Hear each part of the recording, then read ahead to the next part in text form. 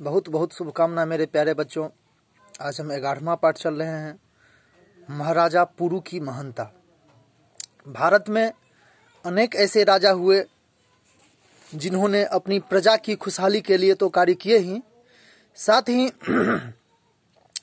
नए राजनीतिक आदर्शों की स्थापना कर भारत का नाम विश्व इतिहास में रोशन किया।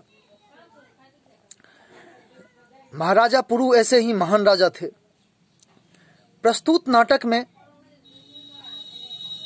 राजा पुरु के और सिकंदर की मुलाकात को दर्शाया गया है,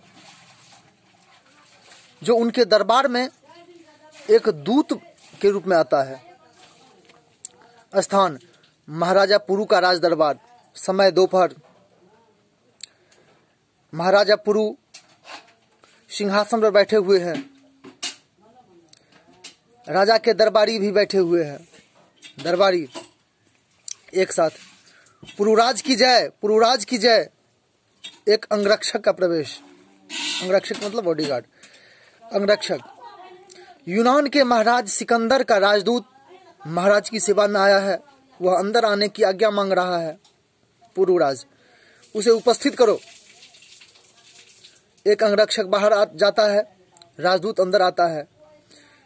वह यूनानी ढंग से महाराज को सलाम करता है। वह एक पत्र महाराज को देता है।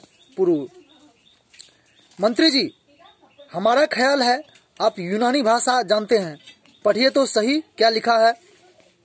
मंत्री पत्र पढ़ते हुए, निकाटोर अलेक्जेंडर की तरफ से महाराज पुरु को सलाम। मंत्री को मालूम हो, महाराज को मालूम हो कि जुपिटर का बेटा सिकंदर दुनिया को जीतने के लिए यूनान से निकला है, लेकिन वह नहीं चाहता है कि बेगुनाहों का खून बहाया जाए। इसलिए जिस तरह महाराज आम्भी और उनके दोस्तों ने यूनान के सामने सिर झुकाया, उसी तरह आप भी सिकंदर का लोहा मान लें।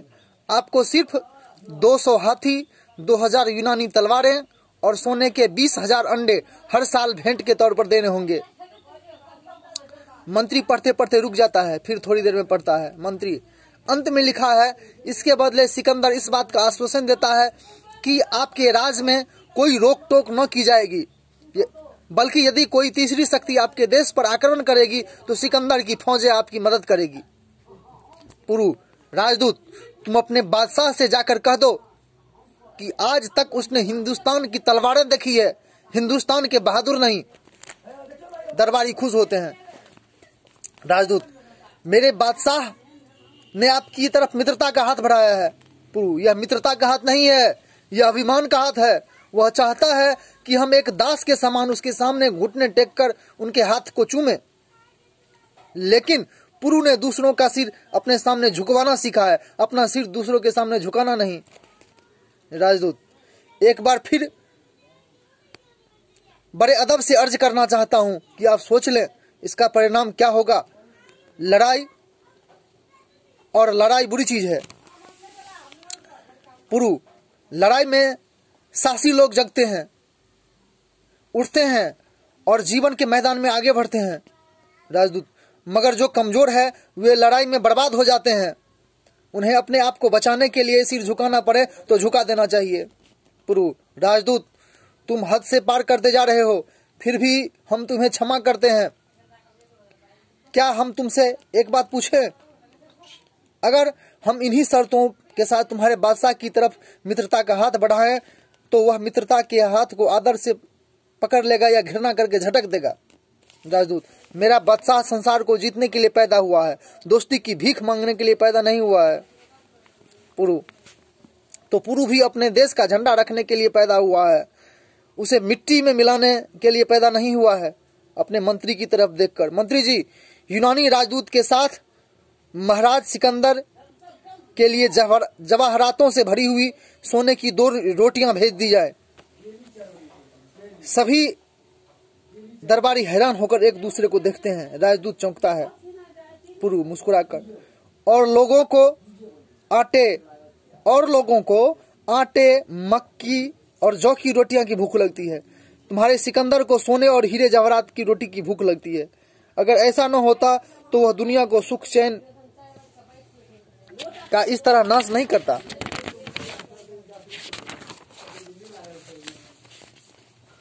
राजदूत, महाराज आप मेरे सामने मेरे बादशाह की बेइज्जती कर रहे हैं, लेकिन जब आप मेरे बादशाह के सामने होंगे तो आपके मुंह से अपमान के ये शब्द नहीं निकल सकेंगे।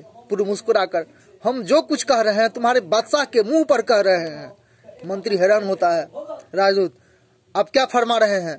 पुरु एक एक शब्द पर जोर देकर, हम यह कह रहे हैं कि राज दरबार में इस समय सिकंदर का राजदूत नहीं बल्कि राजदूत के वेश में खुद सिकंदर खड़ा है। दरबारी चौंक कर, सिकंदर? सारे दरबारी हैरान होते हैं। राजदूत हैरान, ये सिकंदर? पुरु मुस्कुराता है और उंगली उठाकर दोबारा कहता है, पुरु हम अपने सामने सिकंदर के दूत नहीं खुद सिकंदर को देख रहे हैं। क्या आप इनकार कर सकते हैं? राजदूत, नहीं, हम इनकार नहीं करते। मंत्री, महाराज की जय हो, मेरा अपराध क्षमा कीजिए। पुरु मुस्कुराकर, आप क्या कहना चाहते हैं? मंत्री, राजनीति कहती है कि हाथ आए दुश्मन को छोड़ना और अपनी हार खरीदना एक चीज के दो नाम है। पुरु मुस्कुराकर, भारत की राजनीति कहती है कि राजदूत बनकर जो भी आए उससे राजदूत सा व्यवहार होना चाहिए। सिकंदर राजदूत के वेश में है। सिकंदर से, राजन अब हमारी भेंट युद्ध भूमि में होगी। आशा है उस समय आप राजदूत न होंगे और अकेले भी न होंगे। उस समय हमारी जुबानें नहीं लड़ेगी, तलवारें लड़ेगी। पुरु उठता है, सारा दरबार खड़ा हो जाता है। पुरु मंत्री से, मंत्री जी, महाराज सिकंदर को राजसेना की रक्षा में नदी के किनारे तक पहुंचा दिया जाए ताकि उन्हें कोई नुकसान न पहुंचा सके। सिकंदर, यूनानाधीश नमस्कार। सिकंदर, महाराज पुरु, हमने आज तक किसी को सलाम नहीं किया, लेकिन आप बहादुर हैं, हम आपको सलाम करते हैं। सिकंदर पुरु को सलाम करता है और बाहर जाता है। शब्द बोध है। सलाम मतलब नमस्कार, आश्वासन मतलब भरोसा, अर्ज मतलब निवेदन, बेगुनाहों मतलब निरपराधों या निर्दोषों, अदब मतलब आदर सम्मान, फरमाना मतलब कहना, मुहावरे, घुटने टेकने मतलब हार मानना, लोहा लेना मतलब मुकाबला करना, लोहा मानना मतलब प्रभाव स्वीकार करना। धन्यवाद।